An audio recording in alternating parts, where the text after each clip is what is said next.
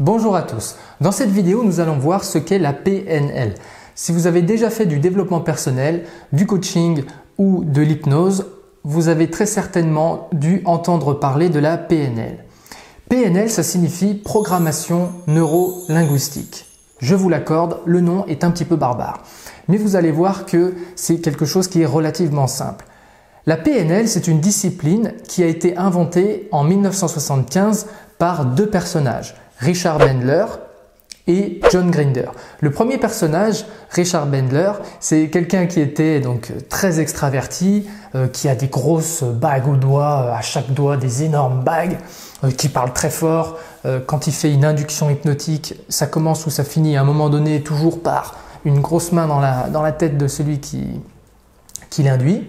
Donc ça, c'est le premier personnage et il était à l'origine mathématicien. C'est ce qui va donner à la discipline PNL une approche très pragmatique, limite scientifique. Ça, c'est Richard Bandler d'un côté. Le deuxième personnage, John Grinder, lui, il a un tempérament beaucoup plus calme que le premier personnage. Il a une moustache comme ça, il a toujours sa moustache d'ailleurs, et il était beaucoup plus calme, beaucoup plus posé que notre premier loulou. Lui, sa discipline, sa particularité, il était linguiste, donc un spécialiste du langage. Et c'est ce qui fait que l'association de ces deux personnages a créé quelque chose de très intéressant. À la fois le côté scientifique et à la fois vraiment le côté langage qu'on va retrouver évidemment dans PNL, programmation neuro-linguistique. Alors à quoi ça sert la PNL? Ça sert à modéliser les stratégies de succès.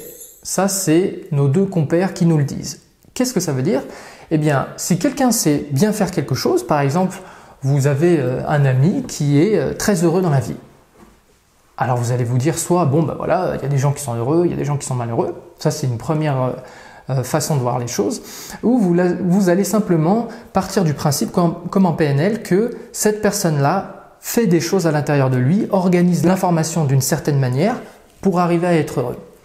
Deuxième exemple, quand vous allez dans des événements, dans des mariages, dans des réceptions, dans des anniversaires, vous allez voir que certaines personnes ont beaucoup de mal à s'intégrer. Ils sont très introvertis, ils sont timides, ils vont aller se cacher derrière les petits fours du buffet.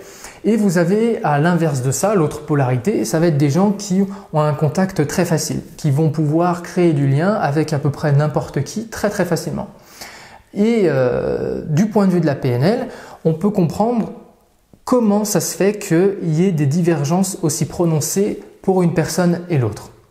En l'occurrence, en PNL, vous allez analyser ce qu'on appelle des stratégies. Des stratégies, ce sont des manières d'organiser l'information qui vont permettre, et de traiter l'information, qui vont permettre justement d'arriver à un résultat donné.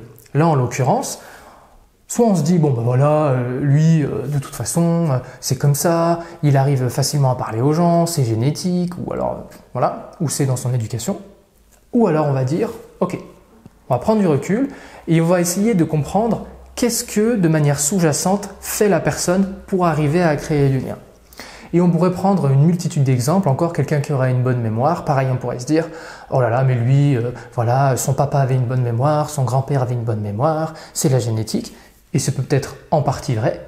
Ou alors on peut se placer du point de vue de la PNL, ok, qu'est-ce que fait cette personne-là pour arriver à retenir l'information?